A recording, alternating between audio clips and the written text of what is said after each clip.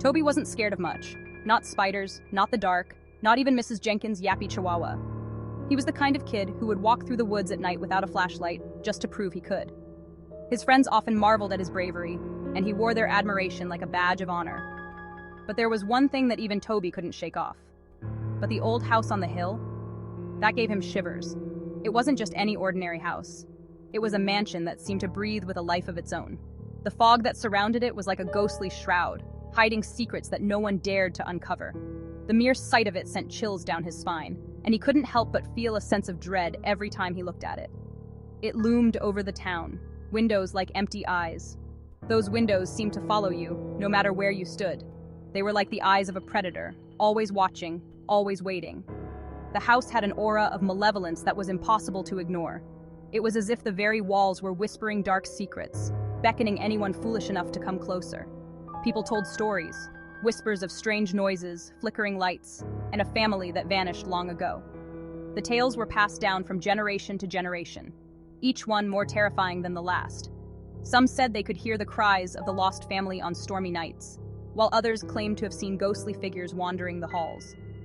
The house was a magnet for the curious and the brave, but few ever dared to venture inside. Toby's friends knew about the house. They knew he wouldn't dare go near it. They often gathered around, sharing the latest rumors and daring each other to get closer. It was a test of courage, a rite of passage. But Toby had always managed to avoid the dares, finding excuses that kept him at a safe distance. Until now. "Bet you won't even touch the gate," sneered Max, his face smug. Max was the ringleader, always pushing the boundaries, always looking for a new challenge. His taunts were relentless, and Toby knew that backing down would mean losing face in front of everyone. The pressure was immense, and he could feel the weight of their expectations bearing down on him. Toby knew it was a trap, but something inside him, something braver than his fear, whispered back. It was a voice that told him he could do it, that he had nothing to be afraid of.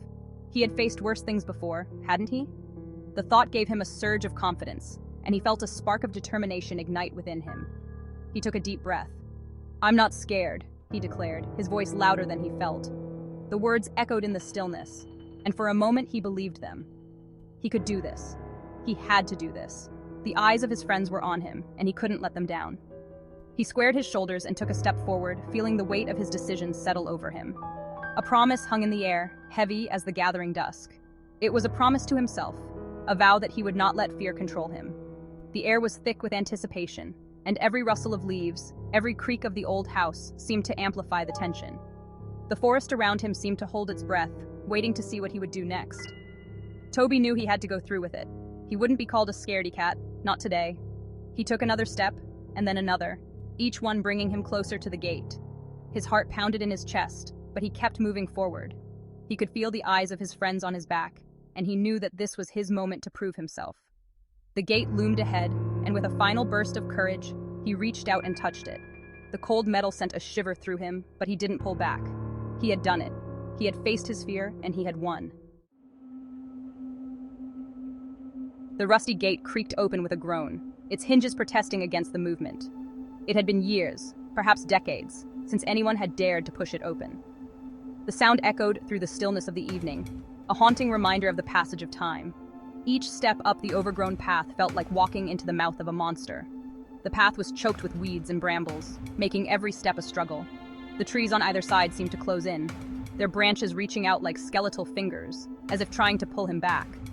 Shadows stretched long and thin as the sun dipped below the horizon. The fading light cast eerie shapes on the ground, transforming the forest into a landscape of phantoms. Every rustle of leaves, every snap of a twig, seemed amplified in the growing darkness. The wind whispered through the trees, sounding like mournful cries. It carried with it the scent of damp earth and decaying leaves, a reminder of the forest's ancient secrets. The trees swayed gently, their leaves rustling like the whispers of long-forgotten souls. Toby reached the front door. It was massive, made of dark wood and adorned with a tarnished brass knocker shaped like a snarling wolf. The door loomed over him, its surface scarred and weathered by time. The wolf's eyes seemed to glint in the dim light, as if daring him to proceed. He hesitated, remembering the stories. Tales of ghosts and curses, of people who had entered the mansion and never returned. His friends had dared him to come here, but now, standing at the threshold, he wasn't so sure it had been a good idea. A cold breeze brushed against his cheek, and he imagined a ghostly hand urging him forward. The air seemed to grow colder, and he shivered despite himself. He could almost hear the whispers of the spirits, beckoning him to enter. He raised his hand and knocked 3 times. The sound was hollow, echoing through the empty halls beyond. Each knock seemed to reverberate through his bones, filling him with a sense of foreboding. The sound echoed through the silence, loud and startling. It was as if the mansion itself was waking from a long slumber, its ancient walls groaning in response. Toby's heart pounded in his chest, each beat a reminder of his own fear. He waited, holding his breath. The seconds stretched into eternity, each one filled with the weight of anticipation. He strained to hear any sound from within, but the silence was absolute, oppressive. The house remained silent, but Toby could have sworn he felt the ground beneath him rumble, just a little. It was a subtle vibration, almost imperceptible, but enough to make him question his own senses. Was it the house, or was it his own fear playing tricks on him? He took a deep breath, steeling himself for whatever might come next. The dare had brought him this far, but it was his own promise to himself that would see him through. He would face whatever lay beyond that door, no matter how terrifying. The heavy door creaked open, seemingly on its own. The sound echoed through the empty halls, a haunting melody that sent shivers down Toby's spine. The night was still, the air thick with an unsettling silence that seemed to press in from all sides. Toby's heart pounded in his chest, each beat a drum of fear that resonated in his ears. He could feel the cold sweat forming on his brow, his breath coming in short, shallow gasps. The darkness seemed to close in around him, a living entity that threatened to swallow him whole. He peered into the darkness, the smell of dust and decay filling his nostrils. The air was thick with the scent of old wood and forgotten memories, a testament to the years of neglect that had taken their toll on the once grand mansion. Shadows danced on the walls, their movements almost hypnotic in the dim light. "Hello?" he called out, his voice trembling slightly. The words seemed to hang in the air, unanswered and unwelcome. It was as if the house itself was holding its breath, waiting for something to happen. Toby's voice echoed back to him, a ghostly reminder of his own presence in the vast, empty space. No answer. Only the echo of his own voice and the faint rustling of something moving in the shadows. The sound was almost imperceptible, a soft whisper that sent a chill down his spine. He strained his ears, trying to pinpoint the source, but it seemed to come from everywhere and nowhere at once. He took a hesitant step inside, the floorboards groaning under his weight. Each step was a test of courage, the creaking wood a constant reminder of the house's age and fragility. The sound seemed to reverberate through the halls, a mournful cry that echoed his own fear.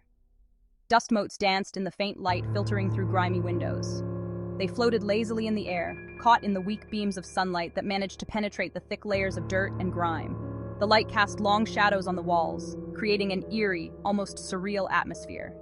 He walked further into the house, each room a mirror of the last dusty furniture draped in white sheets, cobwebs clinging to every surface. The rooms seemed to stretch on forever, a labyrinth of decay and neglect.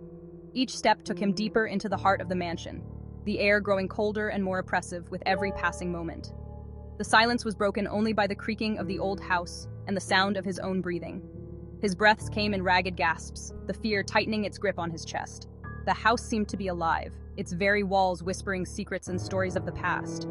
Toby could feel the weight of history pressing down on him, a tangible presence that made the air thick and heavy. He knew he had to keep moving, but each step felt like a battle against the unseen forces that lurked in the shadows. The mansion was a place of mystery and danger, and Toby was determined to uncover its secrets, no matter the cost. A cold spot settled in the center of the room. Toby stopped, his breath catching in his throat. He wasn't alone. He could feel it, a presence just beyond his sight. Then a soft glow emanated from the corner of the room. It grew brighter, taking the form of a woman. She was tall and elegant, her dress a shimmering white that seemed to absorb the surrounding shadows. Her face, though beautiful, was etched with a deep sadness. "Who are you?" Toby stammered, his voice barely a whisper. The woman glided closer, her feet seeming not to touch the ground. "I am the guardian of this house," she said, her voice a mournful sigh. "And you are trespassing." Toby wanted to run, but something held him rooted to the spot. The woman's sadness was a tangible thing, filling the room like smoke. He found himself asking, what happened here? The woman's form flickered, and Toby thought he saw a tear roll down her cheek. This was once a place of joy, she said, her voice filled with longing. A family lived here, a husband, a wife, and their beloved daughter. But greed poisoned their hearts, she continued, her voice growing colder. The husband, obsessed with finding a hidden jewel, drove his wife and child away with his relentless search. He died alone, his treasure never found, his heart filled with regret.